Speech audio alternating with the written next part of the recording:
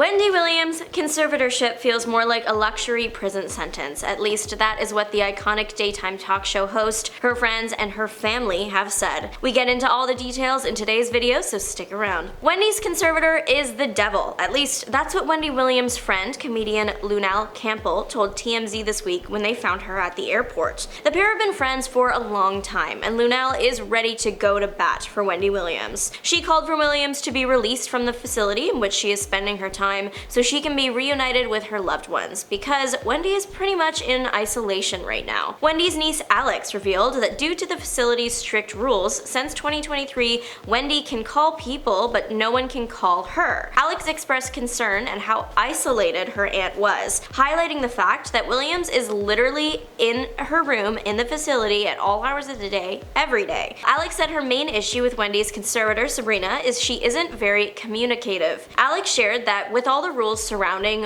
when Wendy can be seen and who can see her, there was a startling lack of security or plan as to how the visits were supposed to go when you do actually get the all clear. Williams can't move around that freely. I mean, I guess like her room, yes she can, but the whole building, no, and outside, no. Luckily, she is not restricted from speaking to the media, at least not over the phone. During a January 16th interview with The Breakfast Club, Wendy shared that to access the elevator, a key is needed, which does make sense for safety reasons. However, when we put it in perspective, it's no wonder Wendy Williams feels like she's in prison. Breakfast Club employee Lauren LaRosa was sent to visit Wendy before the interview took place, and she recounted her difficult experience trying to meet with the former talk show host. Upon arrival, Lauren was asked to sign in, and everyone was on the same page that Williams was in the building. Of course, because a conservatorship is in place, Sabrina had to be called. This was particularly annoying to Lauren and Wendy at the time, as Wendy was on the phone speaking to Lauren as this was all going down,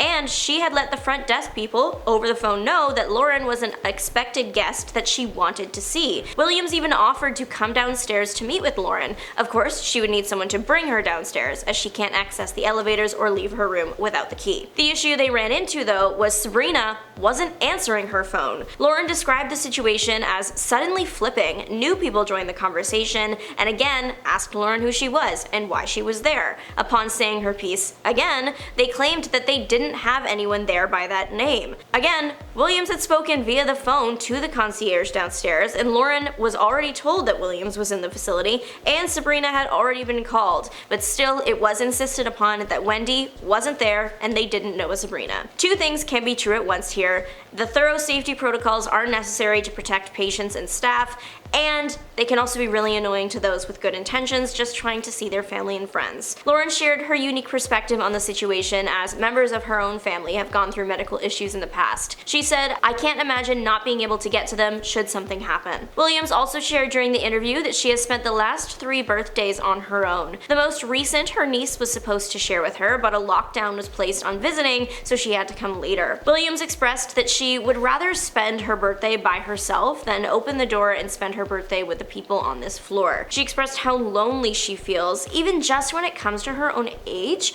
According to Williams, a lot of the people staying on the same floor as her are a lot older than she is. She also said there's something wrong with these people, and then just from that, I'm gathering that she means that her floor mates might be more advanced in terms of their own illnesses, so she feels isolated not only in the sense that she has no peers her own age, but that those around her, unfortunately, might not be up for conversation themselves. There are always the nurses, but it seems like Williams is not fond of conversation with them either, or they just simply are too busy working all over the facility to really dedicate hours to conversation with one single patient. It's clear, though, that she is feeling terribly isolated and not properly cared for. She even compared the treatment she has undergone as emotional harm. Due to the conservatorship over Wendy Williams, all her belongings have been placed in storage, her apartment has been sold, and her 2 cats have been taken from her. Throughout the phone interview on The Breakfast Club, the cats were brought up because that's a really upsetting thing. Anyone who owns pets knows how important they are to a person. Wendy's niece Alex and host Lauren, they both expressed how Wendy would speak to them about her cats. Wendy said she wanted them and didn't even find out that they were given away until she had spoken to her conservator about them. Alex is of course upset across the board, but in particular was passionate about this situation and the fact that Wendy was possibly going to get barred from celebrating her dad's birthday with him, saying that she felt like Wendy was getting punished for just trying to be a normal person. The conservatorship began a few years ago after Wells Fargo, the bank, flagged some weird weird patterns when it came to Williams' finances. This started the domino effect that has led us to today. Proceedings to start a guardianship began in 2022. Many of the court documents from the proceedings were sealed, so we don't actually know how much power Wendy's conservator, Sabrina Morrissey, has, but it seems to be quite a bit if she can give away her pets and decide who Wendy can and cannot see in person. Sabrina Morrissey is a New York-based lawyer with a focus in estate planning, administration, litigation, and guardianships. This time last year, a controversial documentary was released that gave fans an inside look at what the conservatorship was like for Wendy.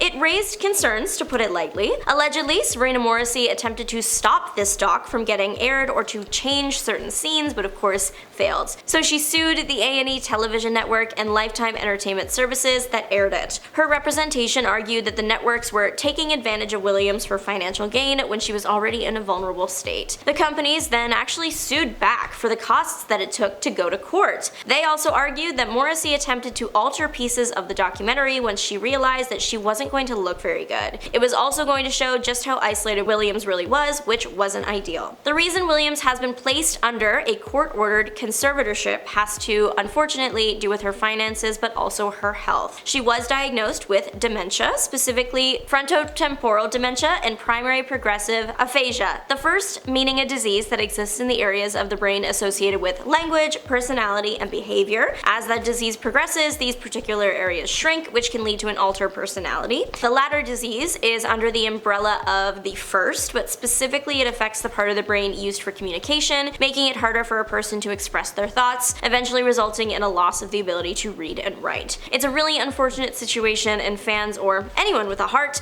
has felt for Williams. In Williams' words, the system is broken and it has falsified a lot. Williams insists that she is not cognitively impaired in any way. During her recent phone interview with The Breakfast Club, she did outright ask the hosts if they believed she was cognitively impaired after their conversations, to which they also adamantly agreed with her that she did not appear that way. Her brother has said that she is solid in her thoughts and in her delivery, but is likely only held back because of the legal issues and legality of it all. Sabrina Morrissey's representation argues that the conservatorship is still needed though, as Williams has had good days and bad days, as does anyone with her condition. Well, what do you think? Let us know, and if you're looking for your next watch, check out our latest video all about the new It Ends With Us drama, because there's always something with that these days. So grab a snack and come on back. Thanks for watching. Bye!